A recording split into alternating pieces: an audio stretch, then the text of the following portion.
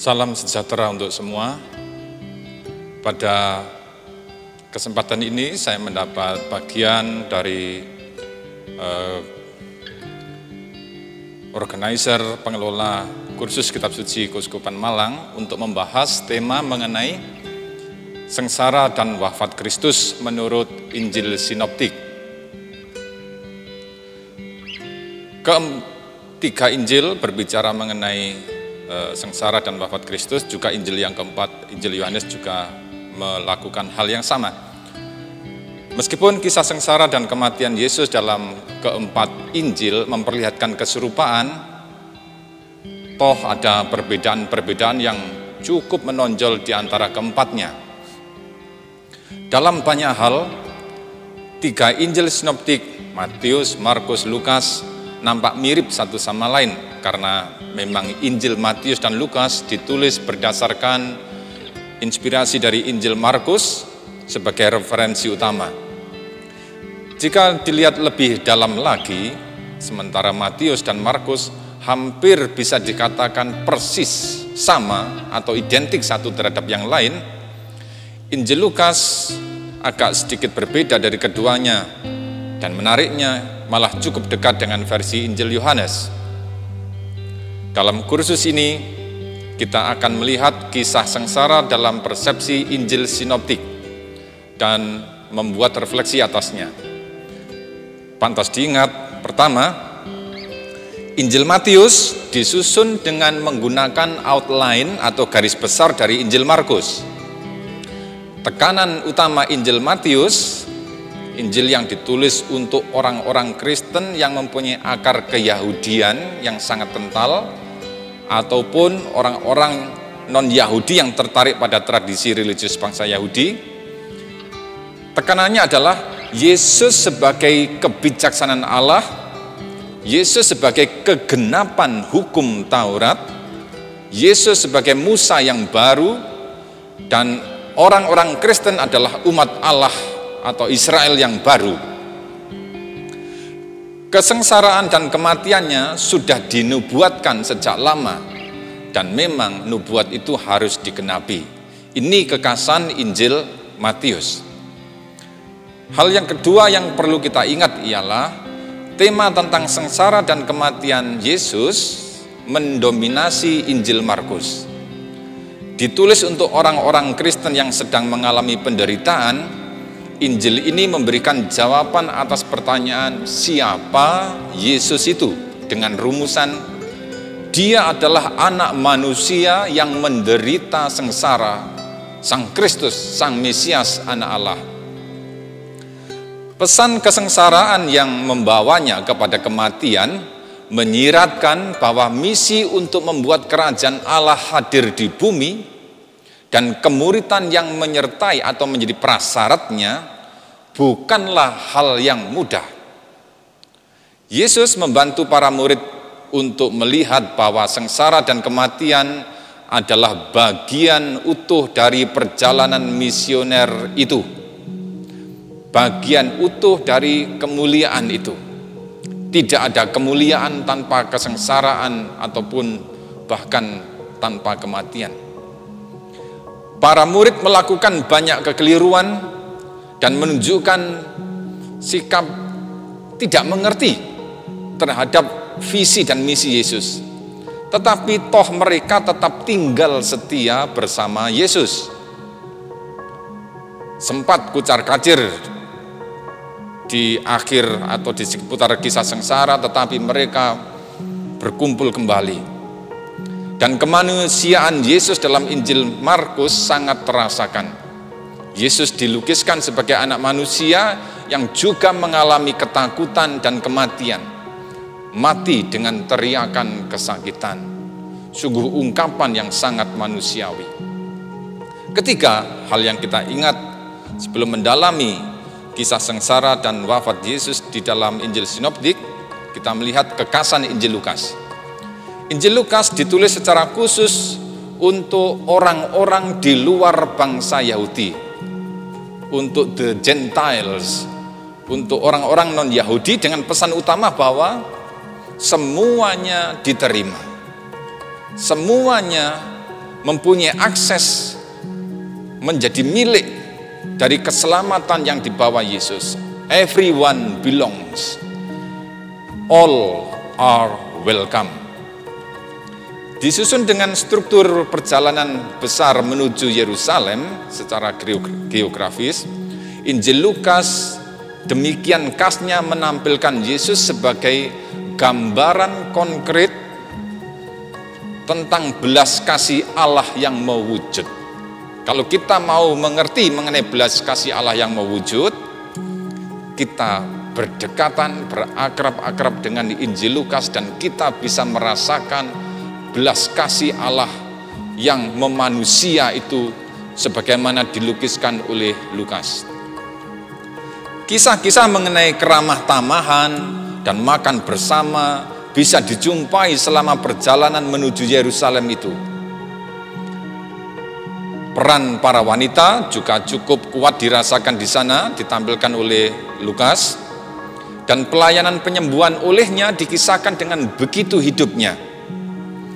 Yesus selalu digambarkan beserta dengan kaum miskin dan tersingkir, bersama dengan mereka yang dalam masyarakat mendapatkan cap atau stigma sebagai kaum pendosa, kaum yang tersingkirkan, tidak diperhitungkan. Kita menemukan Injil Lukas, dalam Injil Lukas kata-kata terkenal ini, inilah tubuhku yang diserahkan bagimu. Inilah piala yang ditumpahkan bagimu, adalah perjanjian baru dalam darahku. Yesus mati dengan kata-kata pengampunan. Dan sangat menonjol dalam Injil Lukas, Injil ini menampakkan belas kasih Allah, dan belas kasih Allah mewujud di dalam pengampunan yang dinampakkan oleh Yesus, terutama bagi orang-orang yang sudah membuatnya sengsara, membuatnya mati. Tuhan memberikan pengampunan. Bahkan satu hal yang khas nanti bisa kita lihat, penyamun yang mengolok-olok dan yang satunya tidak mengolok-olok itu masih juga mendapatkan pengampunan dari Allah. Mengenai kisah sengsara itu sendiri, terutama dalam soal pengadilan, ada tekanan-tekanan yang berbeda dalam Injil Sinoptik. Kita lihat dalam Injil Matius, tekanan utamanya ialah the kingship of Jesus, atau kerajaan Yesus, bahwa Yesus ada raja itu sangat ditonjolkan. Dan bagaimana kekuatan yang de facto menguasai, yakni Pilatus dan Kayafas yang berkonspirasi untuk mengenyahkan seseorang yang secara politik menjadi ancaman bagi mereka, itu ternyata akhirnya inferior terhadap kekuasaan Yesus di akhirnya. Dan Injil Markus itu menekankan the suffering of Jesus, atau penderitaan Yesus. Yesus yang menderita. Dilukiskan di sana bagaimana Yesus secara tragis ditolak oleh orang-orang Yahudi, bangsanya sendiri, dihakimi dan dihukum secara tidak fair, dan secara keji dianiaya, dan buruknya diolok-olok dan dihina, dan secara keji pula diperlakukan semena-mena oleh berbagai kelompok dalam bangsa Yahudi. Sementara kita lihat dalam Injil Lukas, yang ditekankan ialah the innocence of Jesus. The innocence of Jesus, ketidakbersalahan Yesus. Yesus yang tidak bersalah. Di situ kita bisa melihat dalam pengadilan saat sengsara Yesus sudah makin kental melekat, bagaimana di situ Pilatus sampai 3 kali menyatakan bahwa ia tidak menemukan kesalahan pun, satu kesalahan pun yang membuatnya pantas dijatuhi hukuman mati. Dan juga orang-orang seperti Herodes Antipas, perwira, penjahat yang bertobat, juga mengakui bahwa Yesus adalah orang yang tidak bersalah. Baik, itu pengantar mengenai kisah sengsara menurut Injil Sinoptik. Kita akan melihat beberapa hal. Yang pertama, peristiwa-peristiwa seputar sengsara dan kebangkitan Yesus, dengan cara saya membuat skema atau bagian pertama itu perikopnya dan bagian-bagian yang menyusunnya. Kemudian kolom yang kedua itu Injil Markus, kolom yang ketiga Injil Matius, kolom yang keempat Injil Lukas. Dan sekalian saja mumpung belajarnya dilakukan, Injil Yohanes juga saya sertakan. Baik, untuk peristiwa-peristiwa seputar sengsara dan kebangkitan Yesus, dalam Injil Markus dibahas di dalam pasal 14 sampai 15, Injil Matius pasal 26 sampai 27 dan Injil Lukas pasal 22 sampai 23. Skema dari ketiga Injil ini bisa diframekan masuk dalam skema yang sama. Pertama, ada plot untuk membunuh Yesus. Yang kedua, ada perjamuan malam terakhir dan doa Yesus. Yang ketiga, penangkapan dan interogasi awal kepada Yesus. Yang keempat, pengadilan Yesus di hadapan Pilatus dan jalan menuju Kalvari. Yang kelima, penyaliban dan kematian Yesus. Dan yang keenam adalah pemakaman Yesus.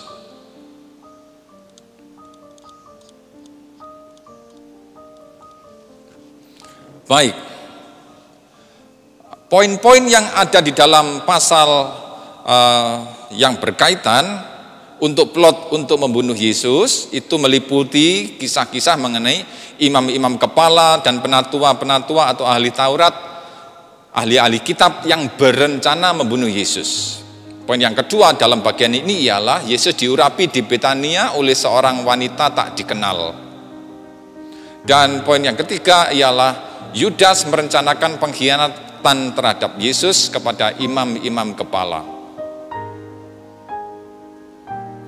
Sedangkan isi dari bagian kedua perjamuan malam terakhir dan doa Yesus disusun sebagai berikut urutannya.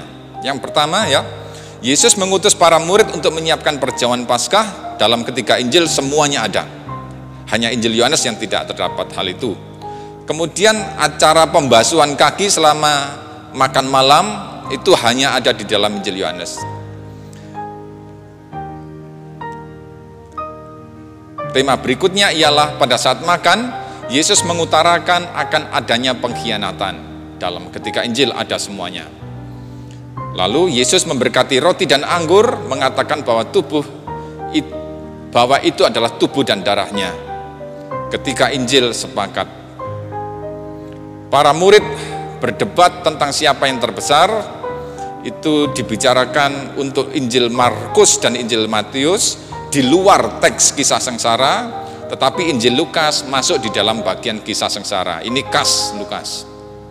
Sementara ajaran mengenai perintah kasih kepada para murid hanya ada di dalam Injil Yohanes. Hal berikut yang dibicarakan di dalam poin mengenai perjamuan malam terakhir ialah Yesus memberitahu bahwa Petrus akan menyangkal dia.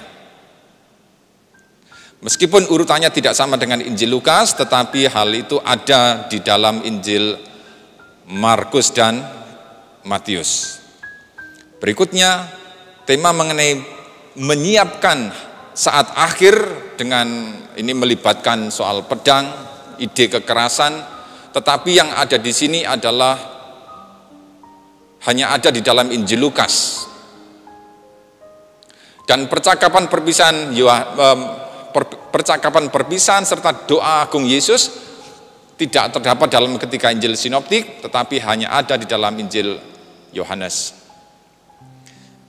Yesus memberitahu juga penyangkalan Petrus. Urutannya berbeda dari Injil Lukas. Dibahas dalam Injil Matius bab 14 dan ayat 26 dan Injil Lukas bab 26 ayat 3, Injil Matius bab 26 ayat 30. Berikutnya yang masuk di dalam bagian yang kedua dari frame itu tadi, dari skema tadi adalah Yesus berdoa di Taman Getsemani. Ya, mengenai hal ini ketika Injil sinoptik sepakat. Baik. Poin yang ketiga, penangkapan dan interogasi awal kepada Yesus. Apa saja yang dimuat di dalam bagian ini? Tepatnya atau persisnya Injil Markus 14 ayat 43 sampai pasal 15 ayat 1, dan dalam Injil Matius pasal 26 ayat 47 sampai pasal 27 ayat 10, Injil Lukas pasal 22 ayat 47 sampai pasal 23 ayat 1. Yang ada di dalam rentangan cakupan perikop yang cukup panjang ini ialah pertama, Yudas tiba bersama gerombolan dan Yesus ditangkap. Keempat Injil memuat hal yang sama. Hal yang kedua, seorang muda dengan kain lenan yang dikatakan begitu panik, lalu bingung, lari terbirit-birit, dan kain lenannya itu terlepas dan dia lari dalam keadaan telanjang. Itu hanya ada di dalam Injil Markus. Matius dan Lukas tidak memuatnya. Berikutnya, Yesus dibawa ke rumah Imam Agung ketika Injil memuat hal yang sama. Petrus memasuki halaman rumah dari Imam Agung. Ketiga Injil, bahkan keempat Injil juga mengungkapkan yang sama. Yesus diinterogasi oleh para imam dan tua-tua. Injil Markus dan Matius memuatnya, Injil Lukas tidak. Yesus dicemooh dan dipukuli ketika Injil memuat hal yang sama. Petrus 3 kali menyangkal bahwa mengenal Yesus ketika Injil atau keempat Injil memuat hal yang sama. Seluruh mahkamah agama berkumpul dan menghukum Yesus. Tapi penjelasannya setelah fajar, itu keempat Injil juga sama. Yesus dikirim kepada Pilatus, keempatnya memuatnya. Yudas menyesal dan mengembalikan kepingan uang perak dan bunuh diri, hanya ada di dalam Injil Matius.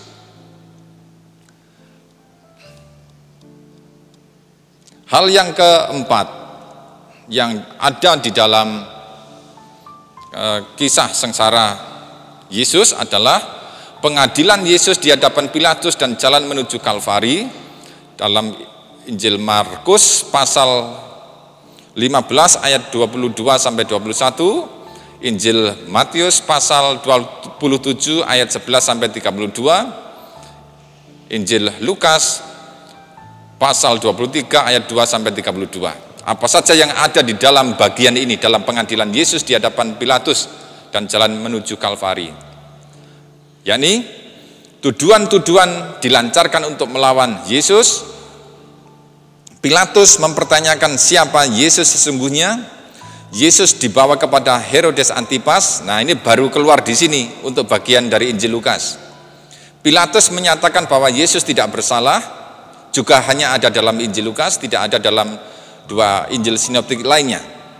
Lalu pertanyaan Pilatus membebaskan Yesus atau Barabas ada dalam ketiga Injil, dan Pilatus membasuh tangannya hanya ada di dalam Injil Matius. Pengadilan di hadapan Pilatus berlanjut dengan ucapan, lihat manusia ini. Ungkapan ini hanya ada di dalam Injil Yohanes.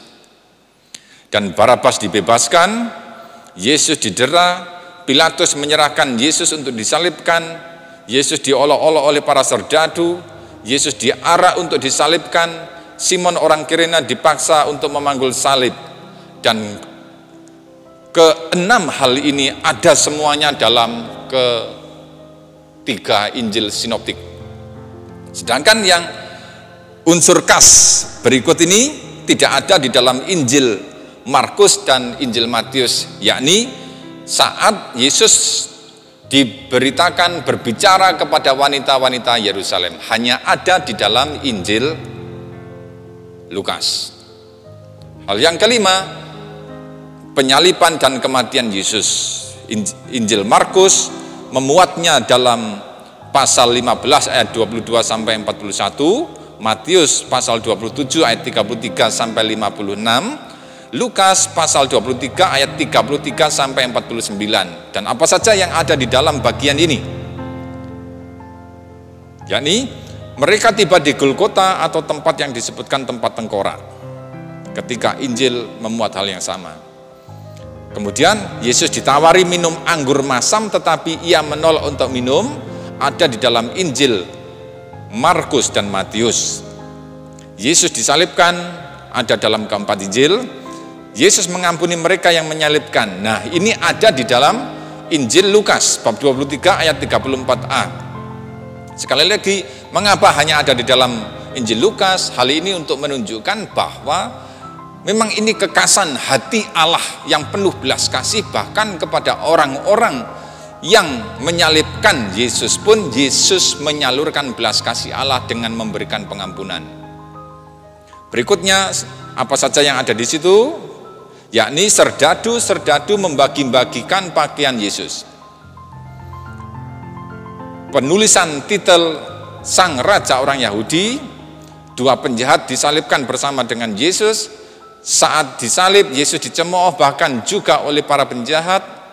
Ini semua ada dalam ketiga Injil. Nah, sekarang bagian penjahat yang bertobat diberitakan berdialog dengan Yesus hanya ada di dalam Injil Lukas bab 23 ayat 40 sampai 43. Seolah-olah Injil Lukas mau mengatakan bahwa kerahiman Allah begitu luasnya. Orang yang jahat pun pada saat-saat akhir kehidupannya ketika bertobat diberi kesempatan juga untuk berdialog dengan Yesus.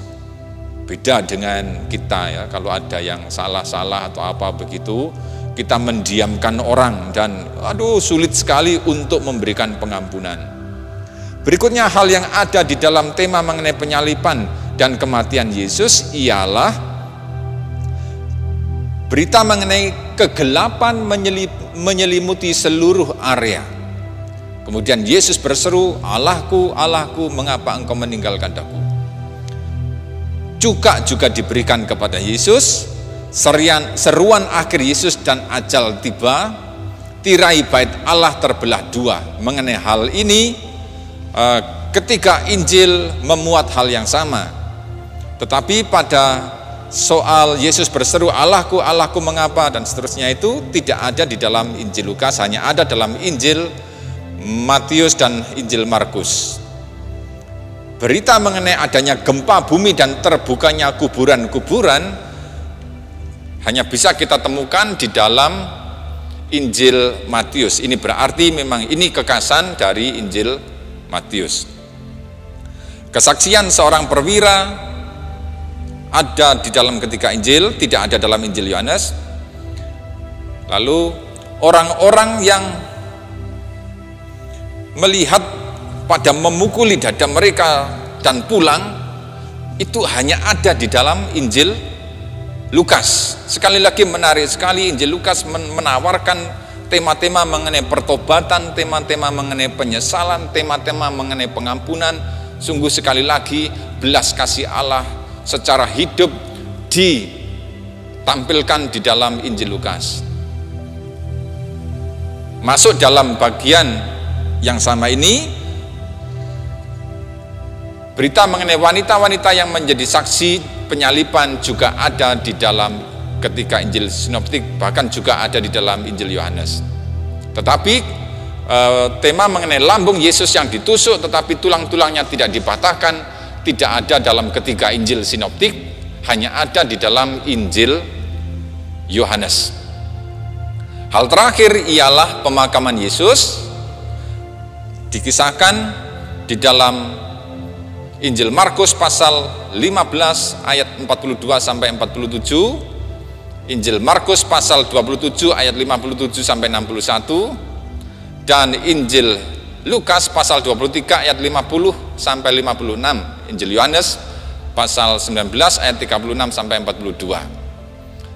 Semua kisahnya ada, tetapi ada hal yang khas di sini, yakni bisa ditemukan di dalam Injil Matius, karena tidak ada di dalam Injil Markus, tidak ada dalam Injil Lukas, tidak ada dalam Injil Yohanes, yakni kisah mengenai ditempatkannya para penjaga di dekat pintu makam, dan rumor yang mengatakan bahwa jangan-jangan nanti itu orang-orang Kristen ngibul, membohongi, membuat cerita, mengarang cerita, making up stories yang mengatakan bahwa Yesus bangkit, padahal mereka yang mencuri jenazah Yesus. Nah, mereka berpikir buruk sampai segitunya.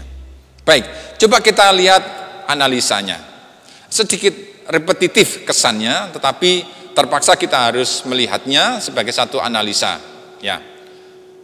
Dari tabel yang tersedia di atas, kita bisa mendapatkan beberapa informasi. Pertama, seluruh Injil sinoptik sepakat memberitakan hal yang sama mengenai sengsara dan kematian Yesus. Ini tidak bisa disangkal.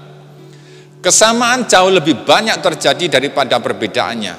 Meskipun di beberapa bagian, masing-masing Injil menampakkan kekhasan. Maksudnya apa yang ada dalam misalnya Injil Markus tidak ada dalam Lukas ataupun Matius dan sebaliknya. Banyak hal yang terdapat dalam Injil Yohanes tidak terdapat dalam Injil sinoptik karena memang penyusunannya berbeda. Seluruh proses menuju kematian Yesus dapat dibingkaikan dalam tahap-tahap seperti yang sudah saya utarakan tadi. Pertama, ada plot untuk membunuh Yesus. Kedua, perjamuan malam terakhir dan doa Yesus. Yang ketiga, penangkapan dan interogasi awal kepada Yesus. Pengadilan Yesus di hadapan Pilatus dan jalan menuju Kalvari. Penyaliban dan kematian Yesus dan pemakaman Yesus. Coba kita lihat dengan lebih detail. Plot untuk membunuh Yesus. Kesengsaraan Yesus merupakan kesengsaraan yang terjadi dari hasil plot dari imam-imam kepala, ahli-ahli Taurat, orang-orang Farisi, dan grup-grup yang menjadi simbol dari bangsa Yahudi, bangsanya Yesus sendiri. Jadi Yesus sengsara oleh bangsanya sendiri. Perbuatan mereka yang biasanya disebut sebagai kaum cerdik pandai dan orang bijak itu, ini dalam Injil Matius bab 11, menyangkali perintah Musa itu sendiri, padahal mereka adalah pejuang-pejuang perintah Musa. Tapi mereka dengan perbuatan perlakuannya terhadap Yesus itu memperlihatkan bahwa mereka sedang menyangkali pengetahuan mereka sendiri. Mereka menyangkali perintah untuk mengasihi orang-orang sebangsa. Apa yang membuat mereka gelap mata? Penyebab utamanya adalah ketidaksukaan kepada Yesus sebagai seorang guru yang baru, karena seolah-olah yang ia ajarkan berbeda dari yang mereka ajarkan.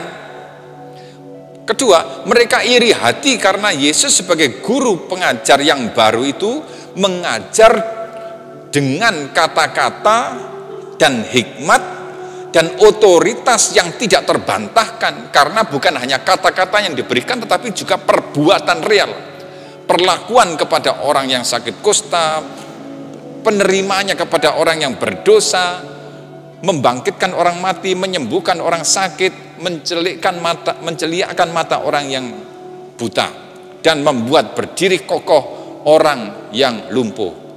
Dan itu membuat mereka ya seperti tidak ada apa-apanya begitu dibandingkan dengan Yesus. Sementara Yesus adalah orang yang baru, mereka adalah orang yang lama, dan mereka mulai tenggelam. Karena hal tersebutlah maka mereka menjadi iri hati kepada Yesus, lalu membuat penolakan.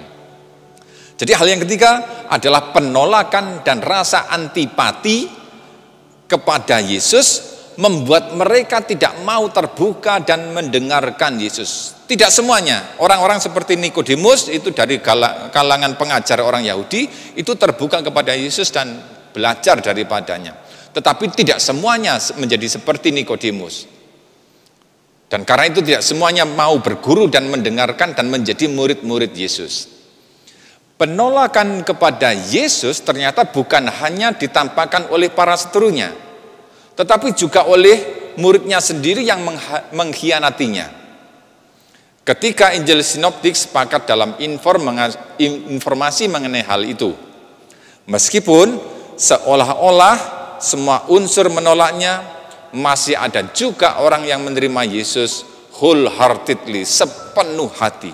Misalnya, perempuan yang mengurapinya dengan minyak, yang dalam pandangan Yesus, perbuatan itu dimaknai sebagai persiapan untuk kematiannya. Perjamuan malam akhir dan doa Yesus, ya ini kita bahas sebagai sebuah analisa sebagai berikut. ketiga Injil sepakat juga bahwa ada perjamuan malam terakhir. Kisah mengenai pembasuhan kaki hanya ada dalam Injil Yohanes, tidak terdapat dalam Injil Sinoptik. Demikian juga diskursus mengenai kasih sebagai perintah dan pesan terdalam Yesus, sebagai kata-kata wasiat yang Yesus garis bawahi selama percakapan dalam perjamuan makan malam, tidak ditemukan dalam Injil Sinoptik, hanya ada dalam Injil Yohanes. Prediksi tentang akan adanya pengkhianatan juga dibicarakan secara sama dalam keempat Injil. Tindakan Yesus memberkati roti dan anggur dan mengucap syukur serta mengatakan bahwa itu tubuh dan darahnya ada dalam Injil Matius, Markus, dan Lukas, tetapi tidak ada dalam Injil Yohanes. Karena dalam Injil Yohanes dibicarakan tersendiri di dalam diskursus mengenai roti yang hidup dalam bab atau pasal 6. Peringatan akan penyangkalan Petrus dan doa di Taman Zaitun atau Taman Getsemani ada dalam ketiga Injil, dan ini bagian utuh dari perjamuan malam terakhir dan doa Yesus. Kisah para murid yang berurusan dengan pedang juga hanya ada di dalam Injil Lukas. Injil ini juga sekali lagi Yesus mengingatkan, sudahlah, jangan kamu itu berurusan dengan kekerasan, dengan menghadapinya dengan kekerasan. Karena kalau kamu bermain-main dengan pedang, kamu akan selesai juga dengan pedang. Sekali lagi Yesus menekankan belas kasih, kelemah lembutan. Hal yang ketiga sebagai analisa ialah soal mengenai penangkapan dan interogasi awal kepada Yesus. Apa yang bisa kita lihat di sana? Semua alur kisah penangkapan dan interogasi awal memperlihatkan kesamaan dalam Injil Sinoptik. Hanya saja ada bagian tertentu yang berbeda. Misalnya, dalam kisah yang diberikan Markus ada seorang muda yang dengan kain lenan yang dikenakannya dan terlepas, dan ia lari dalam keadaan telanjang. Sementara dalam kedua Injil lainnya juga tidak ada. Sudah saya utarakan tadi. Ada persamaan antara Markus dan Matius dalam hal jam interogasi awal kepada Yesus, yakni malam hari. Sementara dalam Lukas tidak ada keterangan. Penyesalan Yudas setelah mengkhianati Yesus hanya dikisahkan dalam Injil Matius. Hal ini seolah-olah mengingatkan kita sekalian akan sejarah bangsa terpilih yang dicintai Allah, tetapi selalu saja dibalas dengan ketidaksetiaan. Meskipun demikian, Allah tetap menawarkan pengampunan kepada bangsa ini jika terjadi penyesalan. Hal keempat, pengadilan Yesus di hadapan Pilatus dan jalan menuju Kalvari, kita berikan analisanya sebagai berikut. Dalam Injil Lukas ada kekasan di 3 titik, yakni tatkala Yesus dibawa kepada Herodes Antipas. Pilatus menyatakan bahwa Yesus tidak bersalah, dan saat Yesus berbicara kepada wanita-wanita dari Yerusalem. Matius berbeda dari kedua Injil Sinoptik lainnya dalam kisah mengenai Pilatus yang membasuh tangan. Kisah itu hanya ada dalam Injil Matius. Detail-detail lainnya dalam kisah mengenai pengadilan Yesus di hadapan Pilatus dan perjalanannya menuju Kalvari menampakkan kesamaan semua. Yang kelima, bahan analisa kita ialah soal penyaliban dan kematian Yesus. Mengenai tempat, semua sama, yakni Golgota, atau tempat yang disebut tempat tengkorak. Kisah tentang Yesus yang ditawari minum anggur masam, cuka, tetapi ia menolak untuk minum, hanya ada dalam Injil Markus dan Matius. Lukas tidak memuatnya. Kisah-kisah Yesus yang mengampuni semua orang yang terlibat dalam penyaliban, percakapan dengan penyamun yang bertobat, dan gambaran tentang orang-orang yang melihat Yesus tersalibkan dan mati pada pulang sambil memukuli dada mereka masing-masing, hanya ada di dalam Injil Lukas. Penusukan lambung Yesus dan pemataan kaki para tersalib lainnya hanya ada dalam Injil Yohanes. Ketika Injil Sinoptik menyebutkan wanita-wanita yang menjadi saksi penyaliban dan kematian Yesus. Hal terakhir bahan analisa kita ialah pemakaman Yesus. Ketika Injil sinoptik itu sepakat in agreement satu terhadap lainnya, kecuali dalam hal kisah mengenai penempatan penjaga-penjaga makam. Hanya dalam Injil Matius kita mendapatkan kisah mengenai para penjaga yang ditempatkan di pintu makam. Tindakan ini diusulkan oleh para imam kepala dan penatua-penatua bangsa Yahudi untuk, ini dalam pandangan kita, membuat sempurnalah wujud kebencian ketidakpercayaan mereka akan Yesus Kristus. Kita masuk bagian refleksi. Jadi setelah analisa, kita melihat refleksi hal apa yang bisa kita refleksikan dari kisah sengsara dan wafat Yesus itu. Yang pertama, Yesus adalah anak Allah, Musa yang baru, pengajar Israel yang baru. Israel sebagai bangsa yang terlembagakan memang terjadi pada zaman Musa. Israel menjadi bangsa yang bertempur dan bersaing dengan bangsa lain yang ada di sekitarnya, dan untuk keperluan itu mereka memerlukan identitas kebangsaan.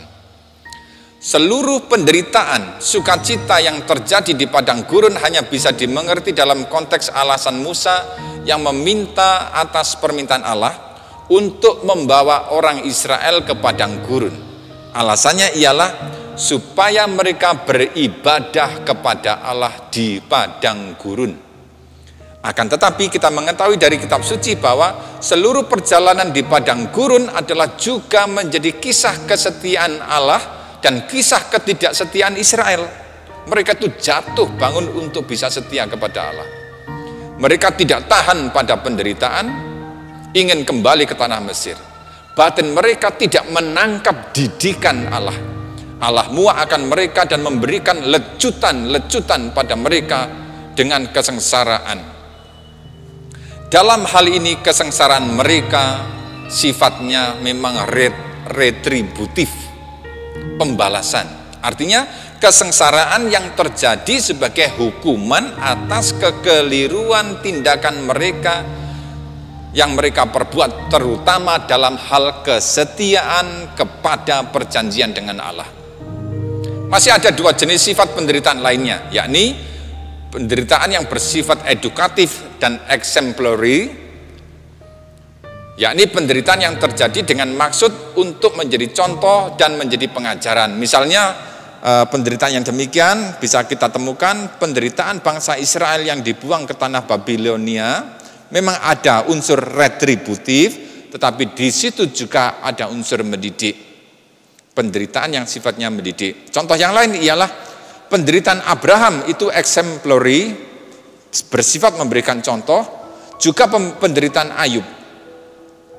Tujuan utamanya adalah untuk membuat mereka yang menderita itu murni dalam berbakti kepada Allah.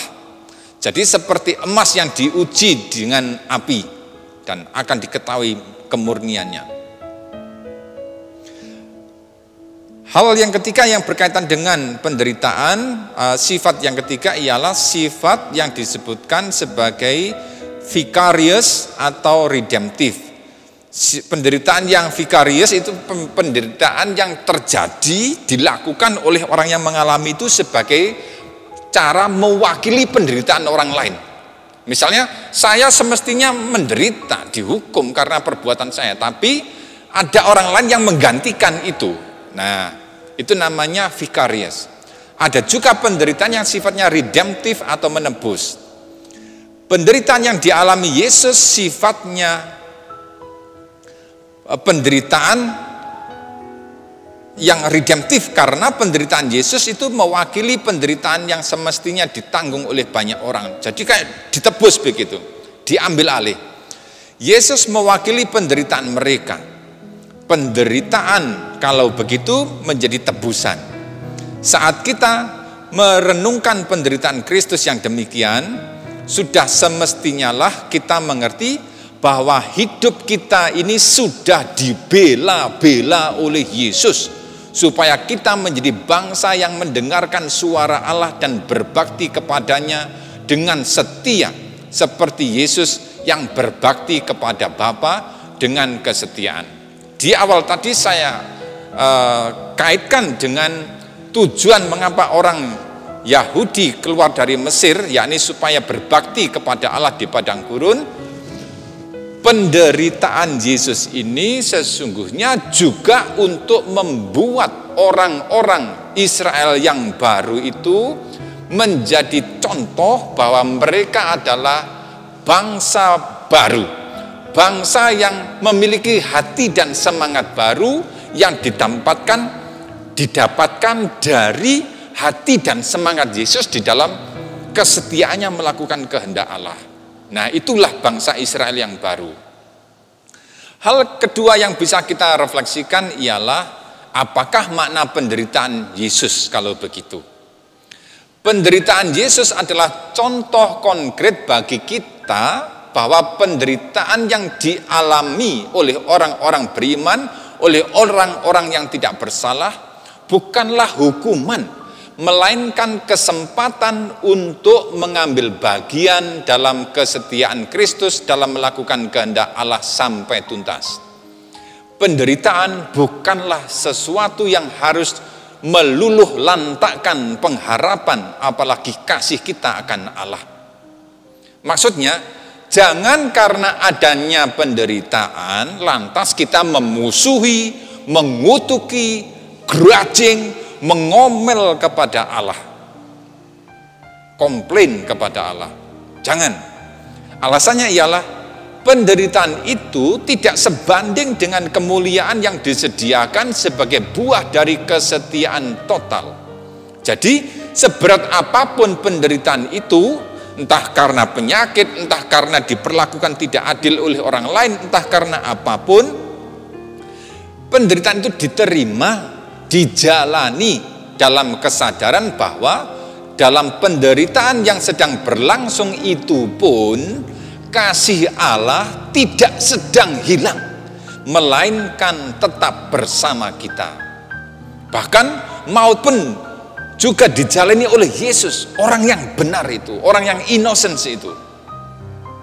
Meskipun ada unsur ketakutan atasnya saat mengalaminya, namun pada akhirnya ketika kepasrahan total ditunjukkannya dalam perkataan bukan kehendakku melainkan kehendakmu yang terjadi, maka kehidupan terjaga seutuh-utuhnya. Dan kita mengerti dari Yesus sendiri bahwa bagi orang yang percaya kematian itu tidak ada. Bagaimana logikanya? Logikanya demikian.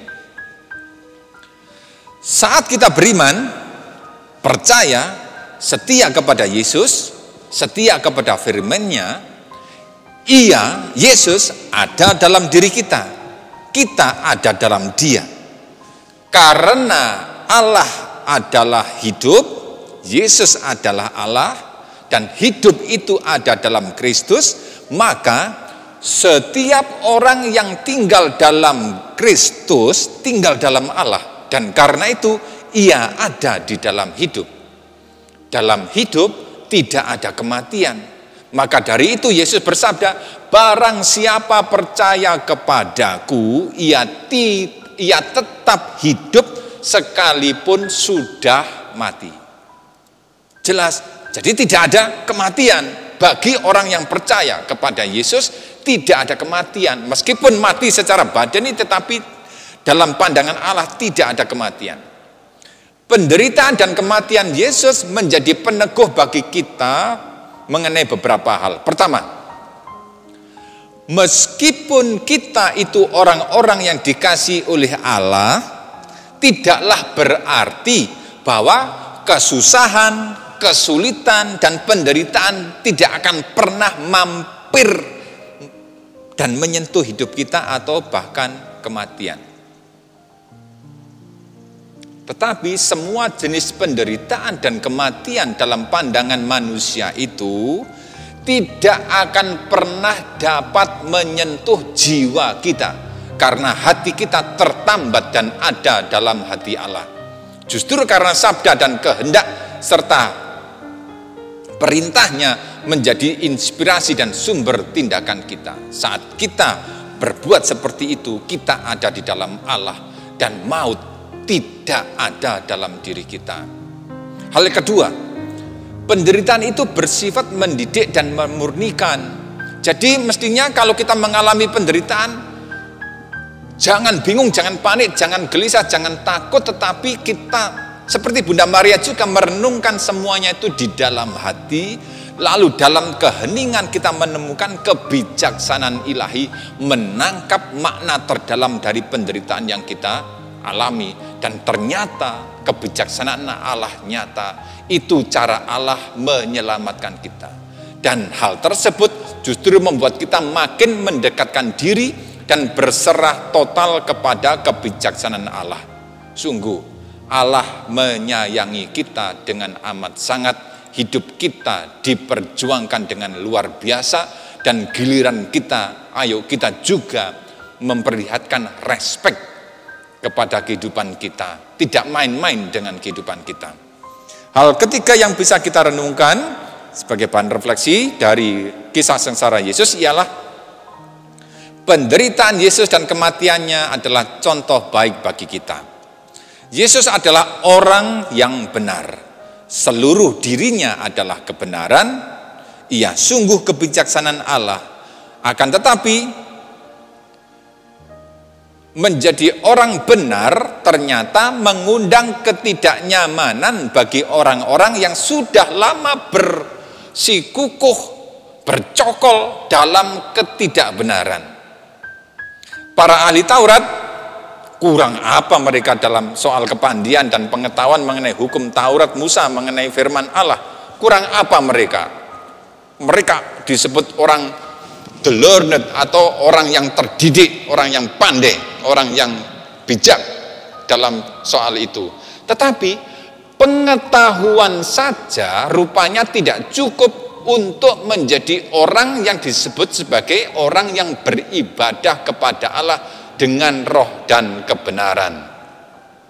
Makanya Yesus juga mengatakan, jika hidup keagamaanmu nggak lebih baik daripada hidup keagamaan orang-orang Farisi dan ahli-ahli Taurat, kamu tidak mempunyai andil di dalam kerajaan surga. Nah, ini peringatan bagi kita sekalian. Para orang Farisi, imam-imam kepala dan tua-tua bangsa Yahudi, wah, ilmunya itu sudah, istilah Jawanya itu jaduk sampai atas begitu. Tetapi berpengetahuan tidak sama dengan berpengertian. Mereka hanya tahu saja tapi tidak memiliki pengertian. Pengertian itu istilah lainnya adalah understanding, istilah lainnya yang sinonim dengan itu ialah wisdom. Dan apa itu wisdom? Practical knowledge atau pengetahuan yang bisa diterapkan, bisa dilakukan, pengetahuan praktis. Jadi mereka itu luar biasa pengetahuannya mengenai agama, mengenai aturan-aturan dan perintah-perintah agama, tetapi mereka tidak menangkap inti, the essence dari aturan-aturan dan perintah-perintah agama itu. Tidak nangkap sama sekali.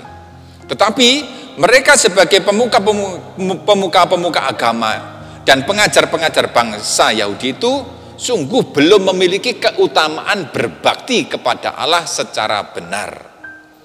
Yesus memperkenalkan esensi hukum Taurat, menunjukkan roh dasar yang ada di dalamnya, yakni soal mengasihi Allah dengan segenap hati, segenap akal budi, segenap jiwa, dan segenap kekuatan, serta mengasihi sesama seperti diri kita sendiri.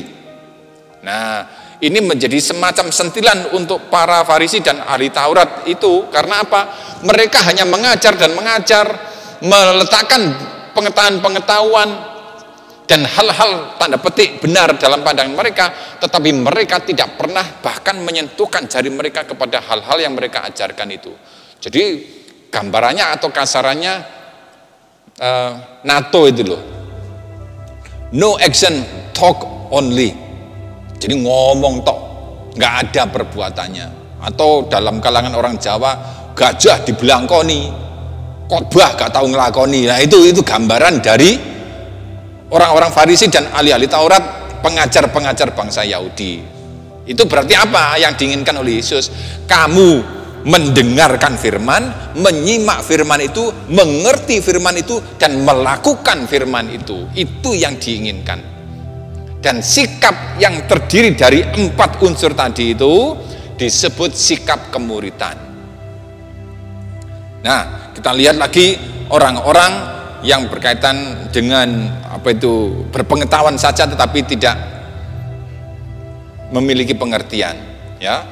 Jadi hal yang paling inti menjadi pesan Yesus ialah soal kerajaan surga, dan untuk hal itu semuanya dilakoni oleh Yesus, dijalani oleh Yesus sampai dengan kisah sengsara dan kematiannya itu untuk membuat tegas, jelas, garis bahwa kerajaan Allah hanya akan menjadi milik dan bagian dari orang-orang yang sungguh setia kepada Allah sampai tuntas, sampai akhir.